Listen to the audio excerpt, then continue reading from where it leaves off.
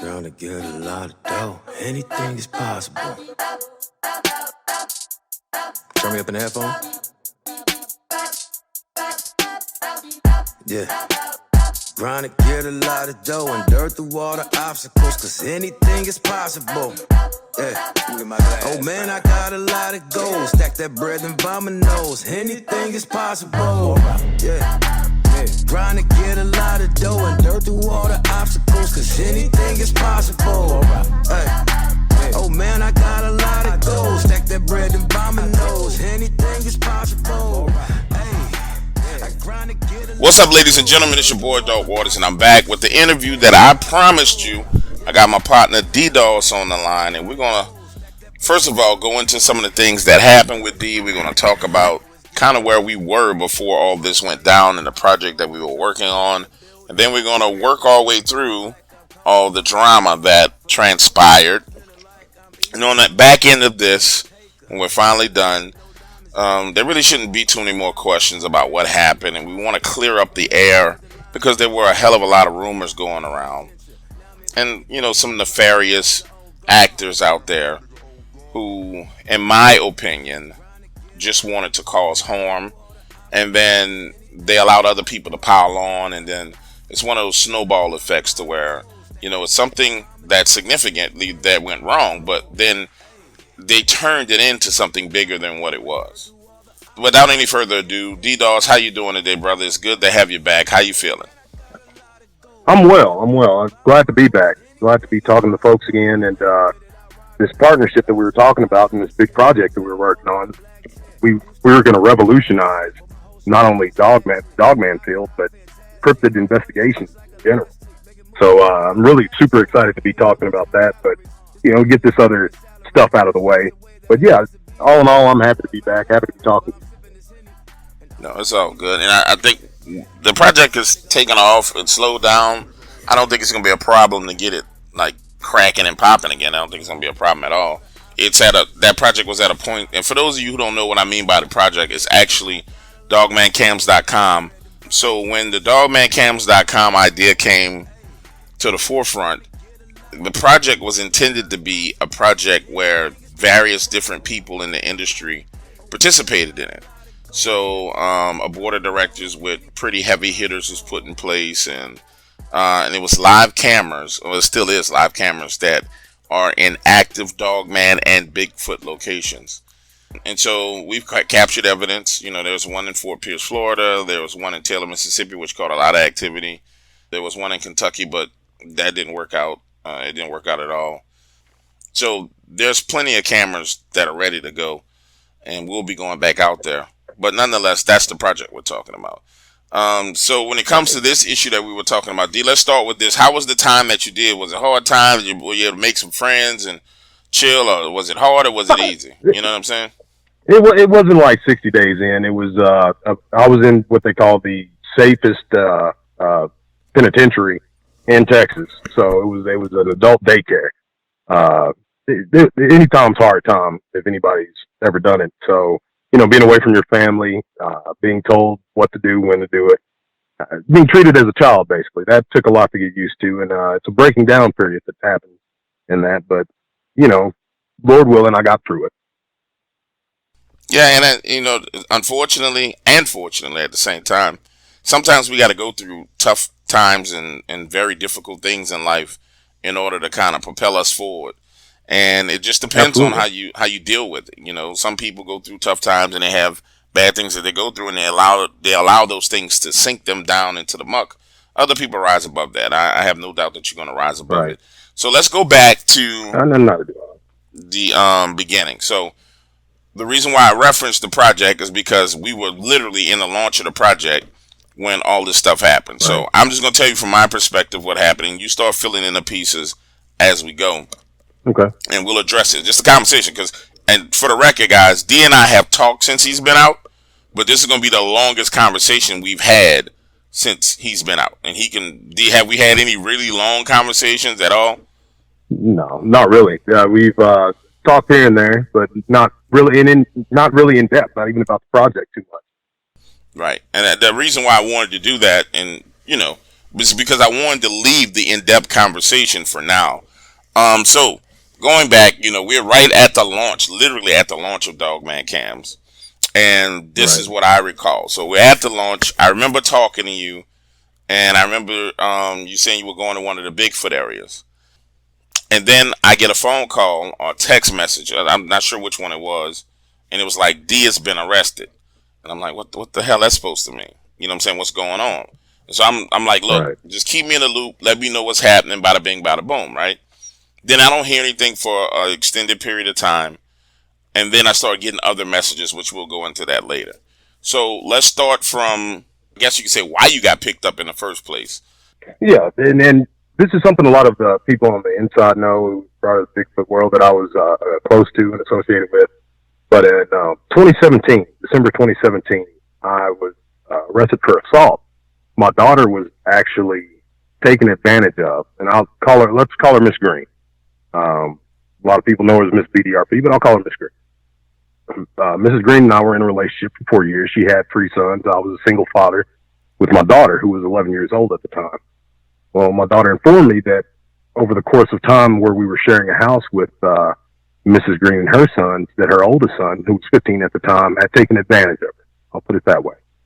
And being a father, I tried to handle it pragmatically, but I blew my top. And it was unfortunate all the way around for everybody involved. But and the young man admitted to this. He was arrested for it. He was kicked out of school and all that kind of stuff. But in turn, I was charged with the assault. And since I'd never been in any real trouble before, they gave me probation, a 4-year probation. And upon completion of that probation, the charges would be dropped and I could go on my merry little way.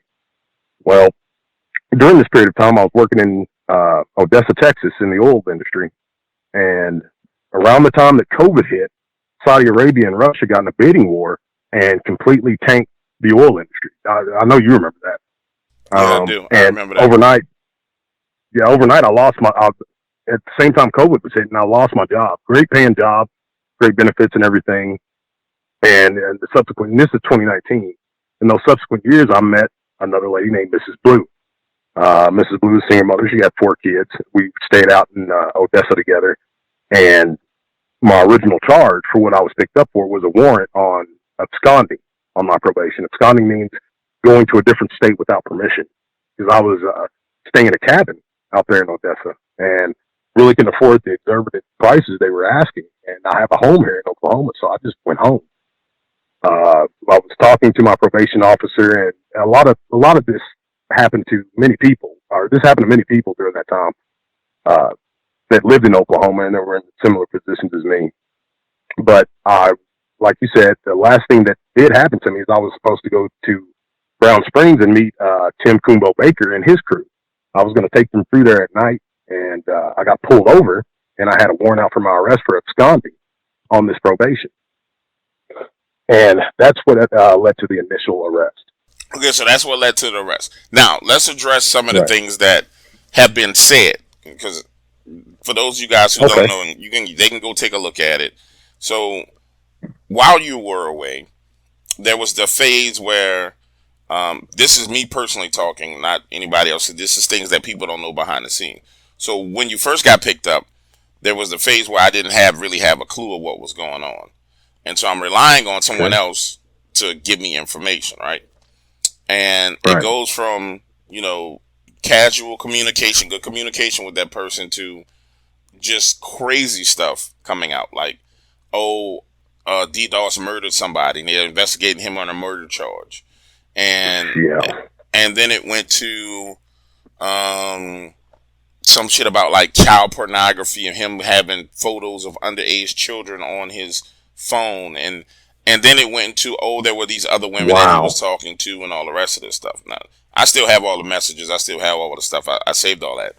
And I understand relationships, so I don't weigh heavily on any of that stuff because, when someone's hurt in a relationship or upset about stuff, they act out. That's just how people do.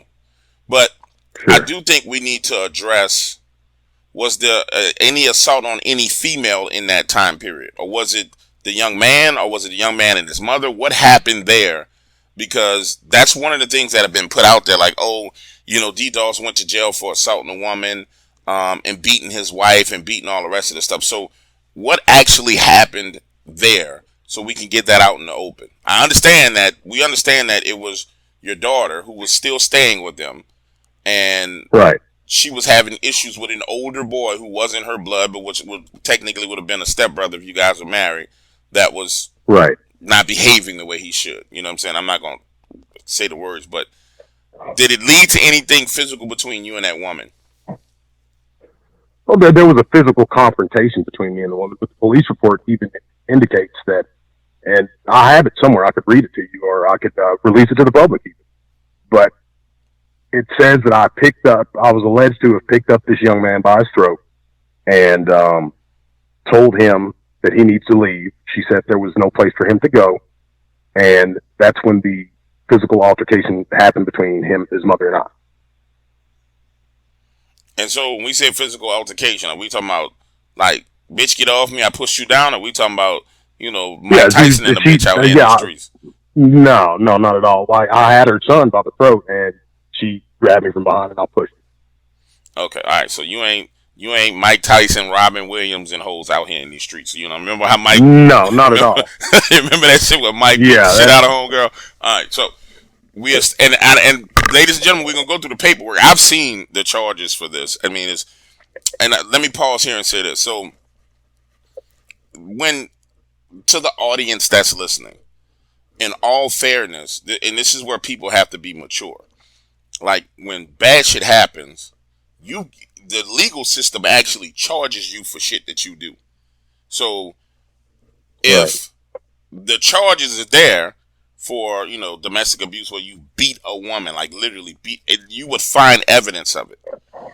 Like the rumors Absolutely. And all the speculation and all the rest of that stuff, that's what happens when people get emotional and they want to try and hurt someone. So right now what we're doing is we're addressing what actually happened, and we're going to give you the opportunity to actually see for yourself and decide, okay, well, damn, how much of this was nefarious and malicious that I was hearing versus what actually really happened. You know what I'm saying? And it's important that you distinguish the two, because what ends up happening in cases where people want to change public opinion, and D, I'm going to pick back up, but I want you guys to understand this. There's a channel out there called The Adjudicator. I don't give a shit if anybody go looks at it. You can go read the comments. I'm there months ago, 5-6 months ago, going back and forth with people, because that was an attempt to sway public opinion about Dee Doss.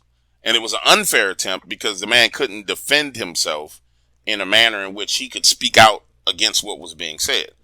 So what really got to me about the situation was, okay, hold on. This man locked up. You know what I'm saying? He doesn't really have a voice where he can communicate and say his side of the story, but then there's this constant push to sway public opinion against him. And then when you look at it, it's a group of people who are there that have absolutely nothing to do with the incident. The people who had something to do with it was there because they were the ones that put it up. But outside of that, everyone else that was involved was either someone who was basically a hater and had been hating probably prior to this, or just somebody running along being a troll. And that's why we're addressing it this way. Okay, so anyway, I digress. So now we addressed that. Let's get into for me, as far as I'm concerned, all the interpersonal things that was quote unquote exposed. This chick, that shit. I don't really care. That's nothing to me. You know what I'm saying? Like, that's normal relationship shit. Anybody who's a real motherfucker who been in relationships, you know how shit get with different personalities, different people involved. That's nothing that really needs to be addressed. So moving forward, they pick you up. It's for basically violating the probation. Terms of my probation. Yeah, terms of your probation.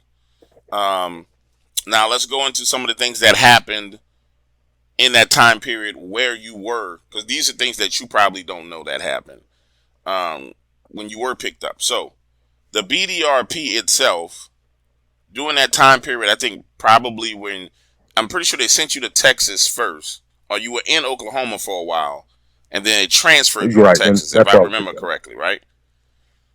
Yes, sir.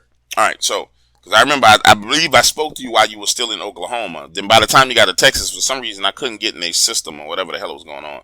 But from the time you were in Oklahoma and the time you were transported to Texas, we get this thing where the BDRP is actually taken over, and we start getting all these videos uploaded onto the webpage.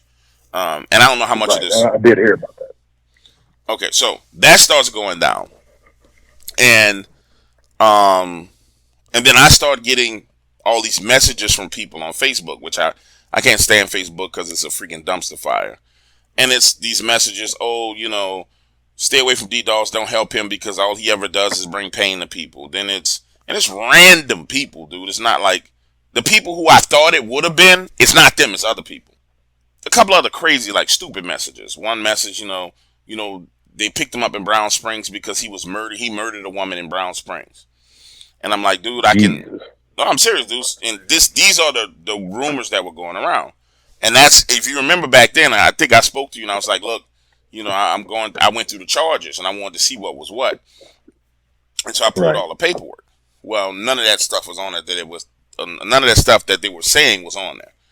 So it gets to a point where now we have the BDRP, which was a significant amount of your work. You're talking about you had 15 to 18,000 subscribers, hundreds of videos. Now it's those videos are being deleted, and the only thing that's there is, these videos which are basically designed to sway public opinion against you. And so I'm like, okay, I don't know if I even talked to you about this. Honestly, I don't think I did. I just put a Facebook post where I said, listen, I'm about to buy the BDRP from Dee Doss so he can have some money while he in prison. Whoever got the fucking channel need to turn it over to me. Or I said I bought it, one of the two. Because I just need, it's just shit didn't make no sense. So then I reach out to, I think we calling that person Blue. So I reach out to Blue, yo, D's selling me this channel. Who have control of it? It's like, well, I don't have control of it. Well, you had to have it because you had the phone, so you had to give it to somebody else.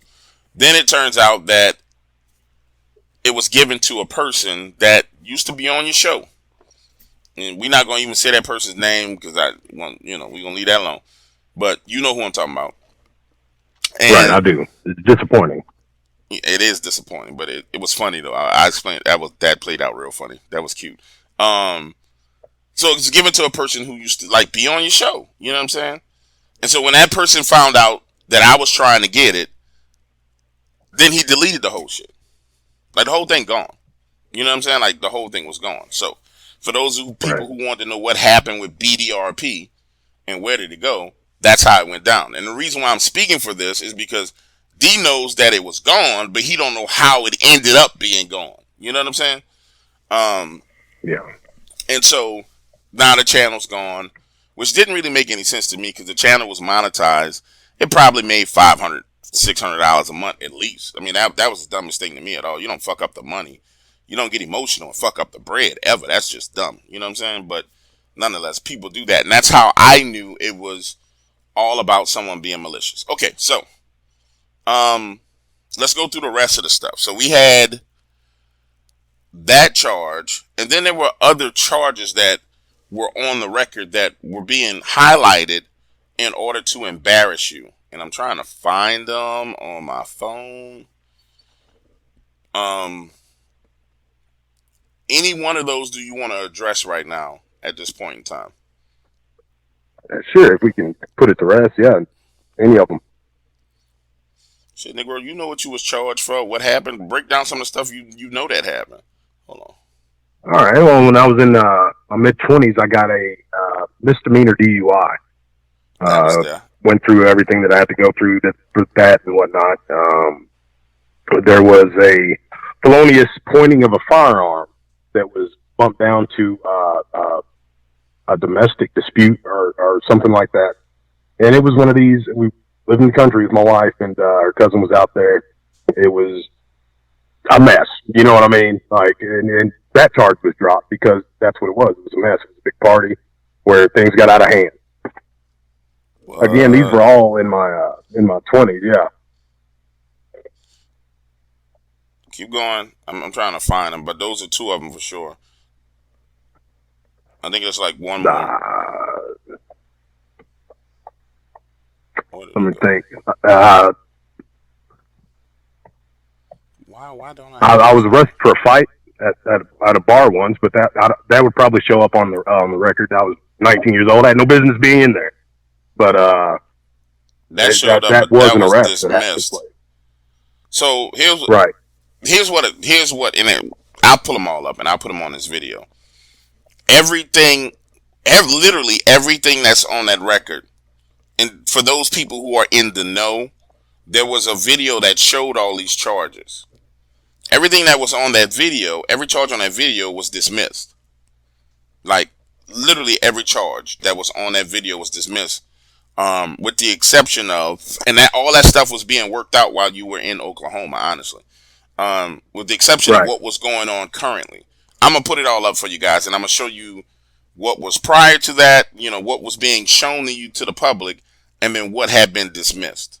And that's the point I'm making, and I probably should have had it all up now, but I was fighting with Skype. Nonetheless, I went through this. Everything was dismissed. There was a charge that had to do with like a payday loan thing like 10 years ago. It was like $2,500 for like a payday loan that you didn't pay back, and it was some bullshit that normally it should have been on your credit. Yeah, that was a court. Right. Yeah, they garnished my wages for that. I think I was like 20-something years old. Right. But yeah, that was a court thing. That wasn't actually an arrest, but that would show. The point I'm making is the reason why I say that is because just so you'll know that I looked at it, because how the hell I'm gonna know about a payday loan thing? You know what I'm saying? So, yeah, absolutely. And it's public record. All of it's public record, and I've gone by my name. So anybody who wanted to check me out, all this stuff would be on there. I never really hid myself that way. No, absolutely, and it's there. It's all there, and I'll link it. Don't worry about it. People can go through and they can see it. Right.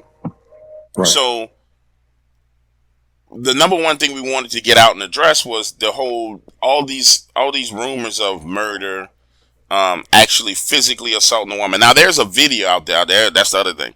There's a video that surfaced with you looking like the Black Incredible Hulk, angrily screaming at a woman. I thought it was interesting that clip was portrayed the way it was. And I understand how people think. Like, I understand how the public thinks. Being a political consultant. Like, if you're given a piece of a story, your mind fills the rest of the story in.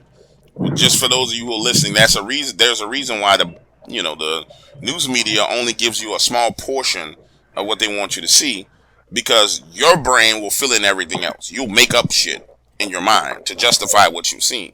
So we see her leaning on the bed. We see you screaming, saying, "Get the fuck out of my house! Get the fuck out of my house!"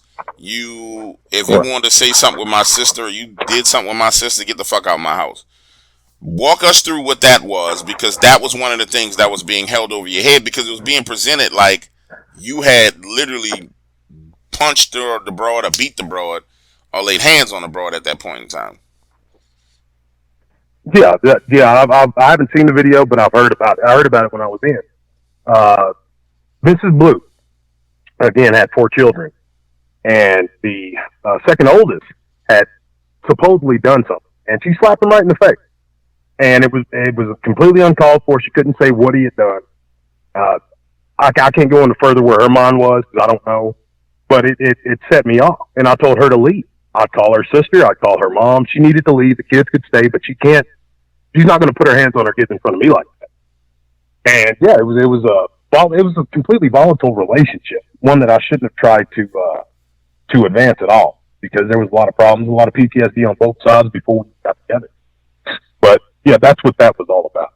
And the crazy thing is, when I was told about this incident, I wasn't aware there was a video involved, but the police were called out, because I mean, it was a big rowdy now. There was a lot of yelling taking place, and I actually the body cam on the police officer, it went down as a mutual domestic disagreement, because she said she did not take her I don't know what you would call it, medicine to help her psychologically.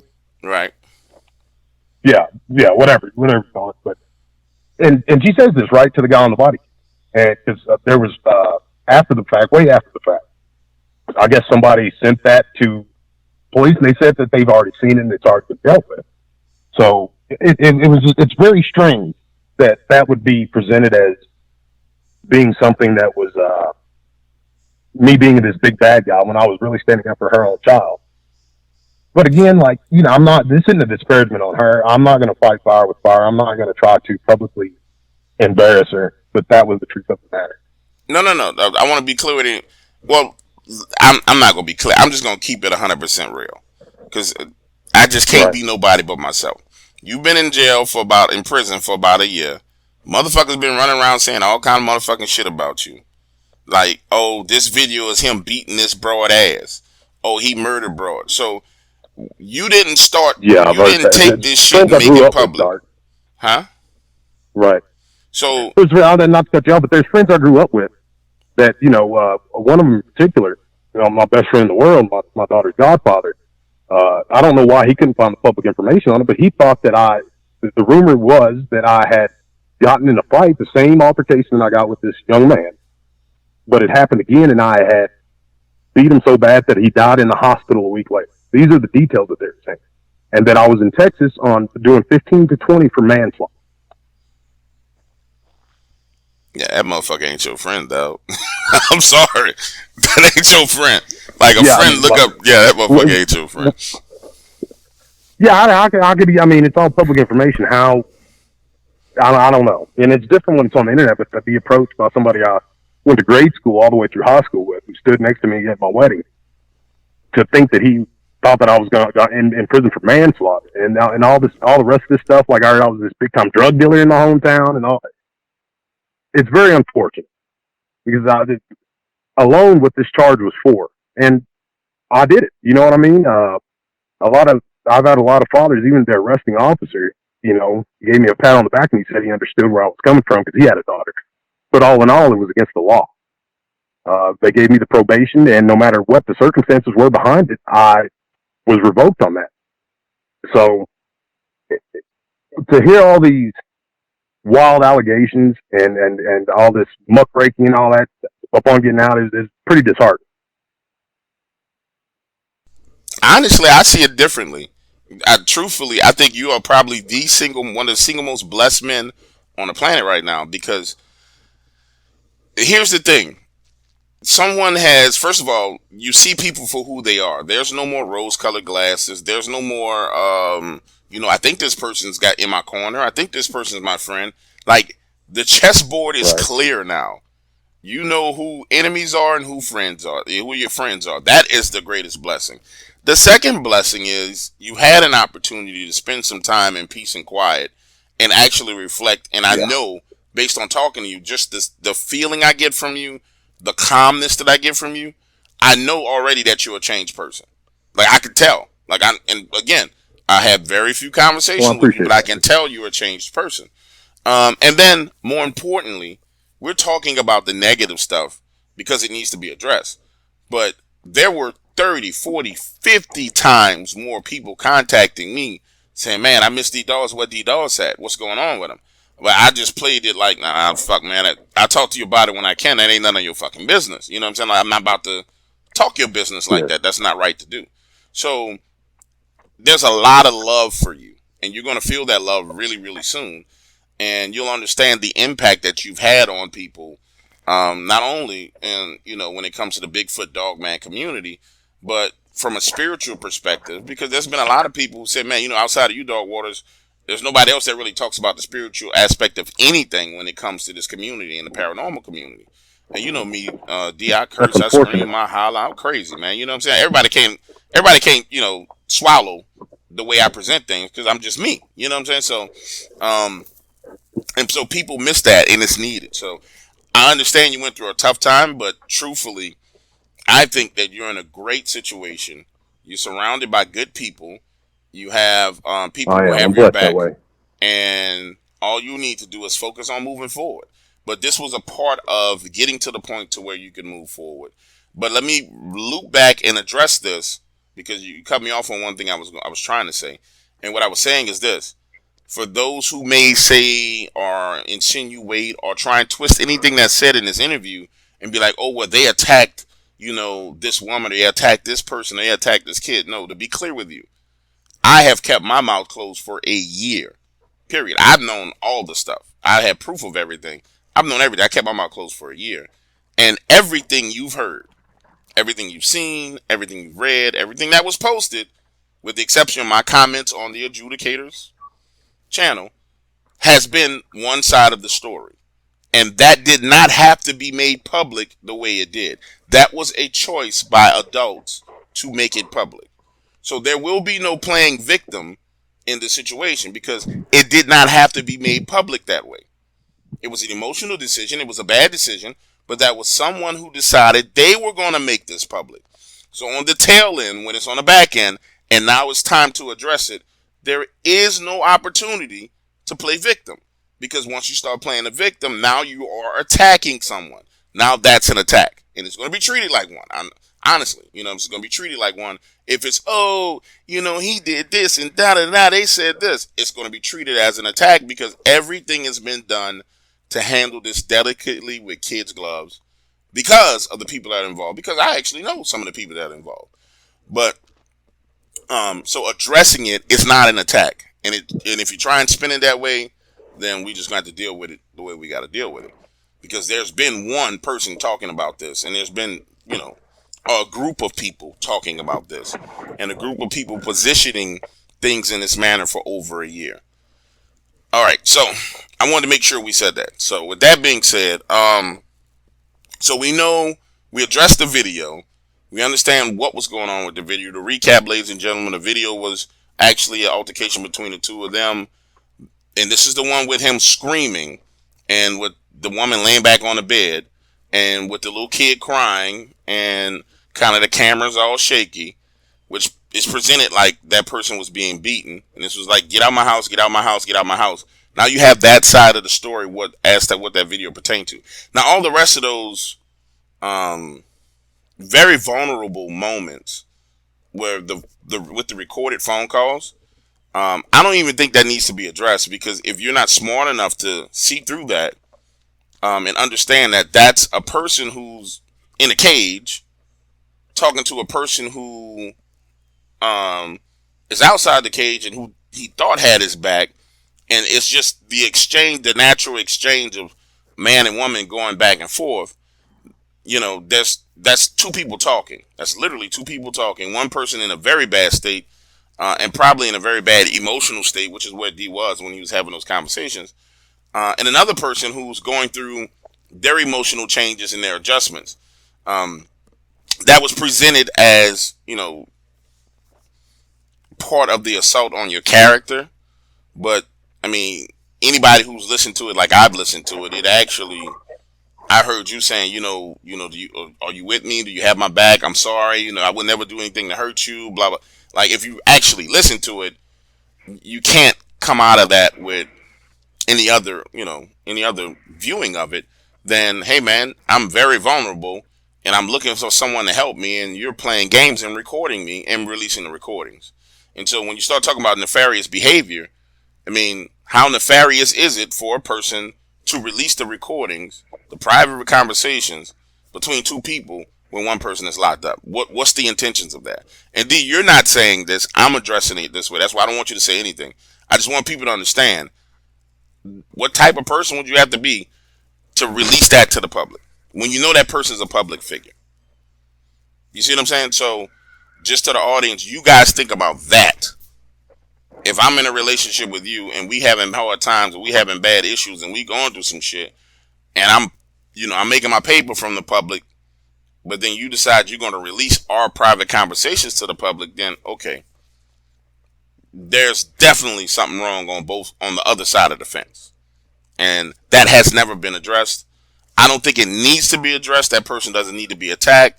That person nothing needs to be said to that person, but you need to mentally understand, yeah, that shit not right. And that just ain't how it's supposed to go.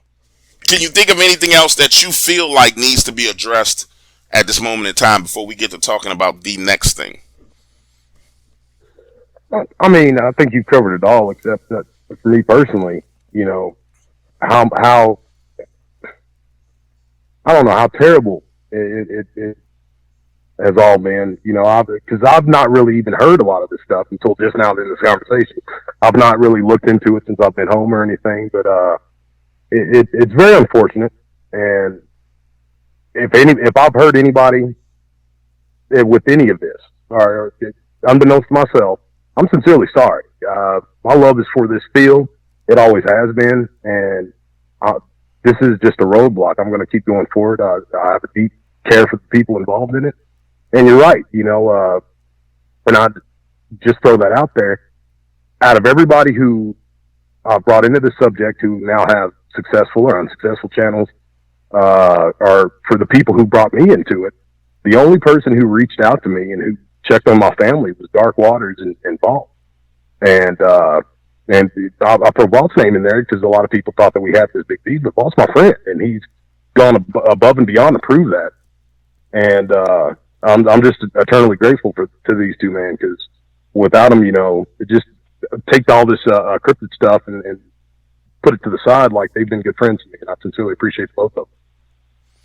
No, it's all good, man. It's once you my friend, you my friend to the end. With the exception of, as long as you ain't touching on nobody children and rubbing on nobody little girl, we ain't got no problems. You know how I am. I got friends from all different. I only got a couple of rules you can't break, and I just appreciate your intelligence, your insight, and I'm excited about having you back. Now that we got past the heavy stuff, let's get into. We're going to get into Dogman cams right now, guys, and what's about to happen. So, if you have been a member of Dogman cams, a previous member, period, I don't care, at any point in time, and you didn't get access to the cameras, there's an audit going on right now. How do I know? Because I'm the person that's doing the audit. And whatever amount of money that you paid, you ain't getting it back, but you definitely going to get your membership extended to where you get direct access to those cameras so your money didn't go to waste. All right. So I'm not going to sit here and tell you you're going to get your paper back because I just bought more cameras with your paper to do what I need to do. But nonetheless, you're going to get, if you was in there for 4 months and the cameras worked for 2 months, then you say, oh man, fuck this doesn't work, I'm canceling. Then you getting 4 months, all 4 months that you missed with all the cameras running. And the Dogman Cams project, one of the things that's been missing, and that's why I'm glad you're out of there, D, is, we have locations, but there are other locations, and we need somebody that can go into the field that understands how to move in the field and put these up. So, for example, I went to Bayou Sauvage and put one up, right? Where I had to, my fat behind had to drive, then park, and then walk about a solid 1.5 miles to put the camera up. No, the first time I was able to drive back there. The second time, when I had to go back to change out batteries and resecure it, I had to walk. So it's the equivalent of about walking 1.5 miles into pure Dogman territory. Man, that's not my cup of tea, dog. You know what I'm saying? Like, if I'm 20 and I can outrun something, yeah, but bro, I can't be. I'm just dinner, dog. You know what I'm saying? Like, I can't. That ain't gonna work. So, I'm just happy to hear you got out in the field. I'll keep inviting you. You just keep give me a solid no. That's cool, yeah, because that's a very active area. Oh yeah, it's active. It's so active that the third time I went out there, while I was walking back, the only gentleman who owns a house back there, he's the last homeowner back there. He's sitting in his truck and he's like, man, you walking from a long way. You want me to give you a ride? I'm like, yeah. So I hop in the back of his Jeep and he starts giving me a ride and he says, man, I said, hey man, you ever hear anything weird or crazy out here? And he says, yeah, in the middle of the night, you'll hear shrieking and growling and grunting. And he's like, there's some bad things back here. And he goes into how in that area, there are about 7 Native American burial mounds back there in the swamps. He goes into how the Indians that used to live back there, how they would be concerned about not only Bigfoot, but Dogman. And he didn't call it Dogman, he called it the Rougarou. And how he's had times where, because his house is up on stilts over the lake, which is Lake Pontchartrain. He's had times where he's had something walking on his wooden deck that was so heavy in the middle of the night that the boards were like creak, like they were about to break. And he's like, dude, you know, when that kind of stuff happens, you know, you move stuff in front of the doors and you sit there with the shotgun and stay up all night just in case. I'm like, holy crap. And that's the area where the camera was. So I look forward to, you know, us getting the project rolling again. You're going to be doing a lot of shows over on dogmancams.com. What's your plans? Do you have any plans to try and roll BDRP back up? Are you going to dump all your energy? I haven't even asked you this. You have any plans to try and roll BDRP back up? Are you going to dump everything over at Dogman Cams? What are you going to do? You're welcome to do whatever you want to do, as far as I'm concerned. That's a good question. I really want to focus on Dogman Cams.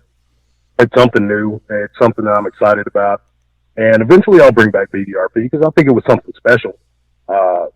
We brought a lot of researchers together that normally wouldn't be together, and the focus was on the research and the creature instead of the individual, which is crazy because how it ended. It's just a focus and a smear campaign on the individual who started it. So, I really want to focus on what we have right now because it will get people who can't go out to the field involved in the type of research that I do, going into the field, into these dangerous areas where from the comfort of their own home. And these things are going to be running 24/7, so they'll be able to discover things that like Walt and myself and others wouldn't be able to because we don't have the time to invest to stay out there 24/7. So I'm really excited about that, and that's where I'm going to put all my energy. Well, no, that's awesome, and I think that it's important that all those, you know, people who were a part of the BDRP, who are researchers, who have research locations, we want to partner with people like that because the ability to put a solar powered camera in a location that's, you know, 4G wireless that can be tapped into any time of day as long as people don't do what they originally did, which was people watched so much that the batteries ran out. Then they got mad about the batteries. Like, the camera's not on. I'm like, dude, you ran the battery out. You watched like 48 hours straight. But that's cool though, because that's the excitement about the project. When you told me that, I mean, that just tickled my guts because people want to see what we're seeing so bad that they will burn out the batteries on the camera. That's great. Yeah, they ran through those batteries on those cameras. And that's why we want to deploy more cameras, because if there's 20 cameras in the field, then, you know, the chances of one of them actually running dead, well, it still will happen because it was the Taylor camera that ran dead all the time because Taylor had the most activity.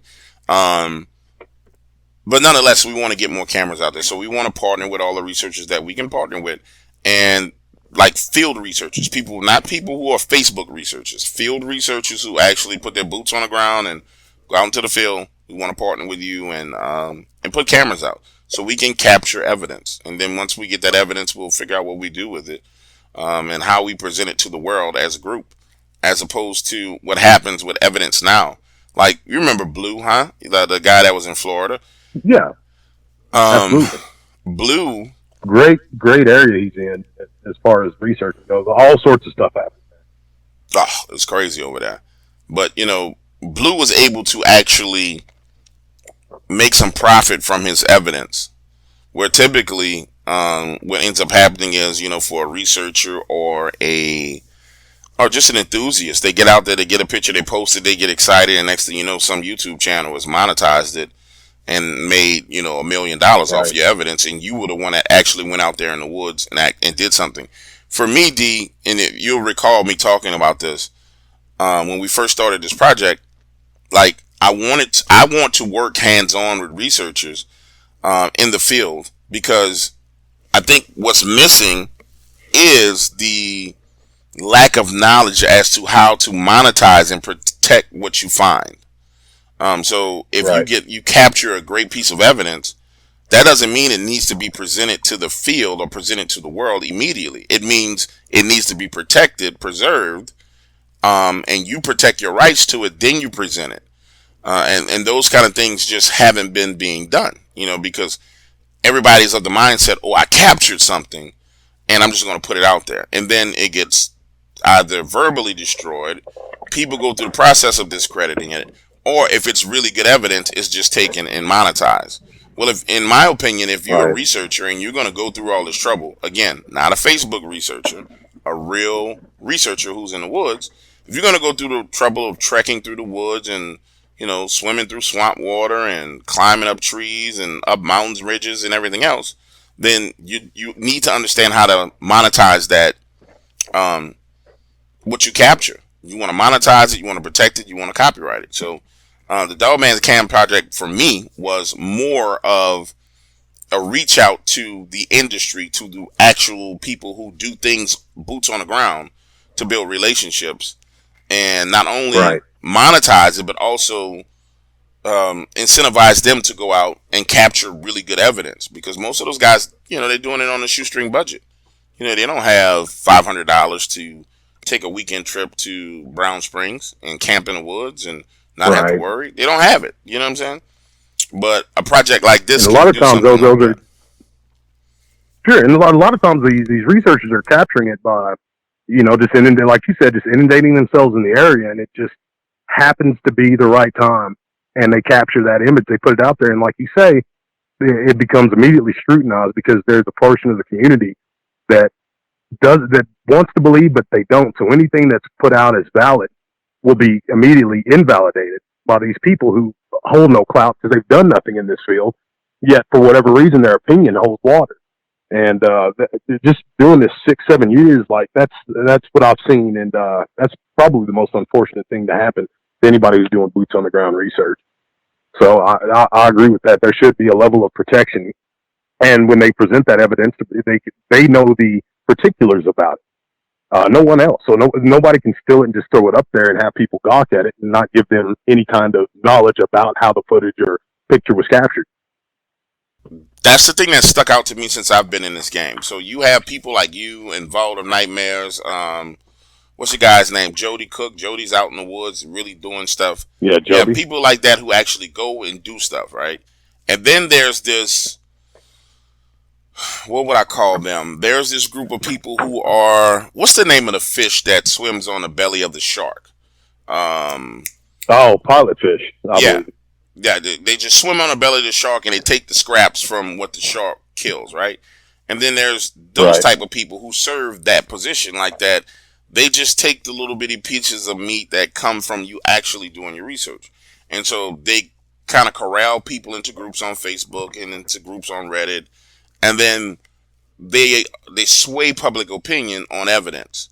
And they position themselves in the perfect spot to where, okay, I'm not going to risk my life. I'm not going to spend any money. I'm not going to burn any gas, but I'm going to control the public opinion about this piece of evidence. And I'm going to decide how this evidence is presented as well, because I've seen it all. And so there has to be a clear divergence between those people who are kind of shepherds of public opinion. Some of them are good shepherds, some of them are bad shepherds. And then the people who actually are out in the field doing things. That's why I wanted to do Dogman Cams, because I understand there's a distinct difference, and I wanted to work with people who actually do stuff.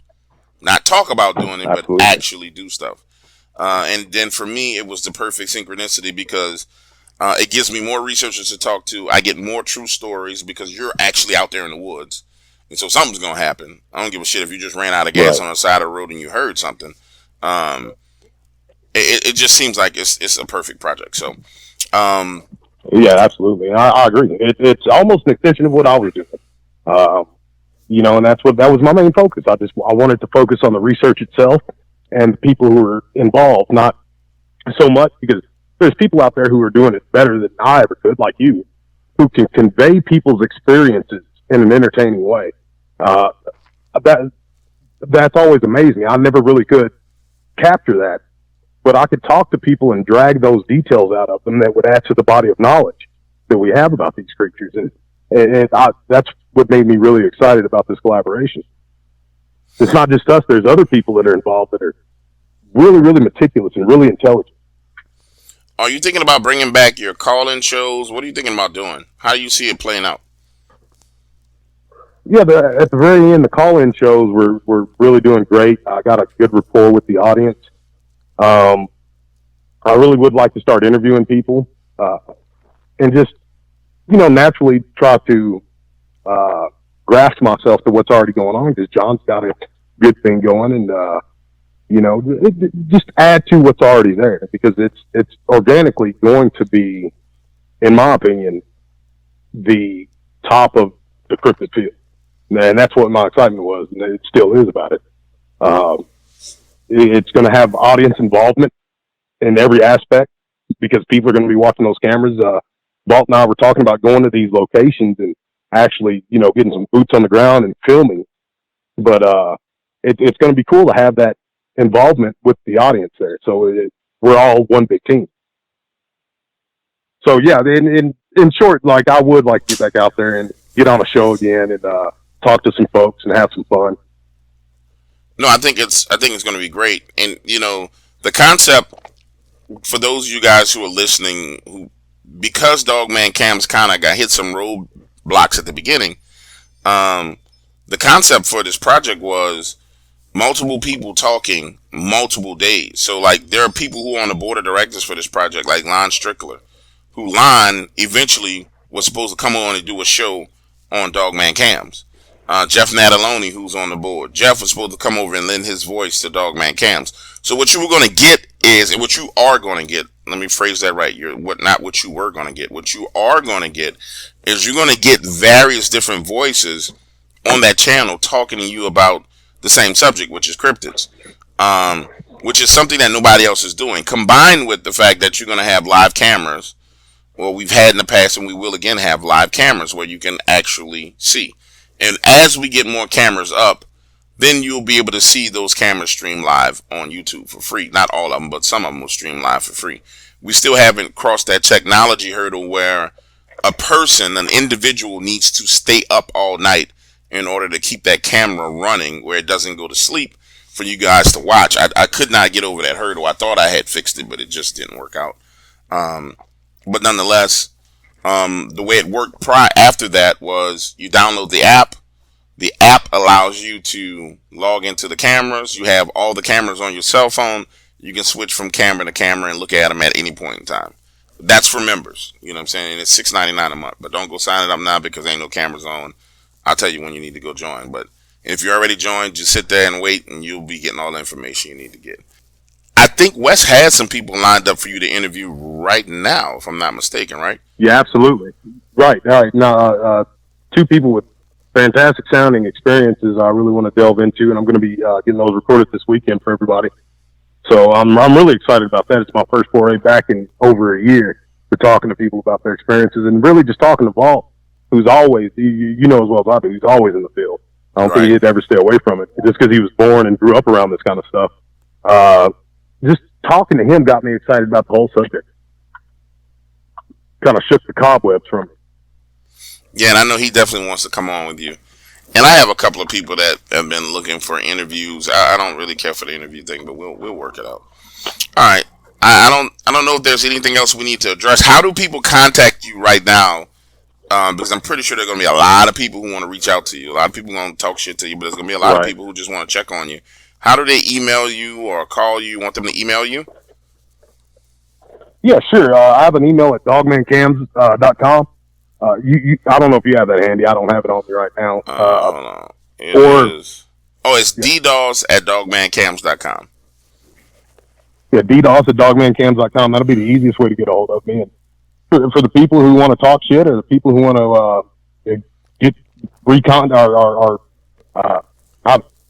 Yeah, reconnect with you. I'll take all of them. You know what I mean? Like I said, it's all out there in the open, and I'm not going away. So just hit me up if you got some good experiences you want to share, or if you have some active area that you would like myself or Boss or one of our team to go into.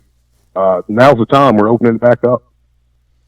No, absolutely. And if you're a homeowner or a property owner and you have these creatures on your property, any one of them, definitely reach out to Dee Doss or reach out to John Bell, and we will put you on a list to have a camera there, and we'll work a deal because the project has been, for example, for those of you guys who don't know, so the camera in Kentucky, which was mounted on the edge of a cliff, and we really couldn't get it going because it didn't even connect. We still held our word to the homeowner. He made $600 for the time period that the camera was there. And I don't think that camera even came on once. but he went through the effort of literally climbing down a cliff, climbing up a cliff, and connecting the camera. So that's outstanding, though. You know, they make a little bit of money, and a lot of these people want to know what's going on their property. right. So reach out to us, guys. Let's get the ball rolling. D, it's great talking to you. I'm glad we had an opportunity to do this. I think it sounds like you're about to get Great moving. talking to you too, brother. And I look forward to seeing what you do next. Yes, sir. Look forward to being a part of the team and just getting back out there and seeing what there is to see in these woods. All right. Well, I'll catch up with you later. Ladies and gentlemen, that's it. Y'all take it easy. It's your boy, Dog Waters, and we are out of here.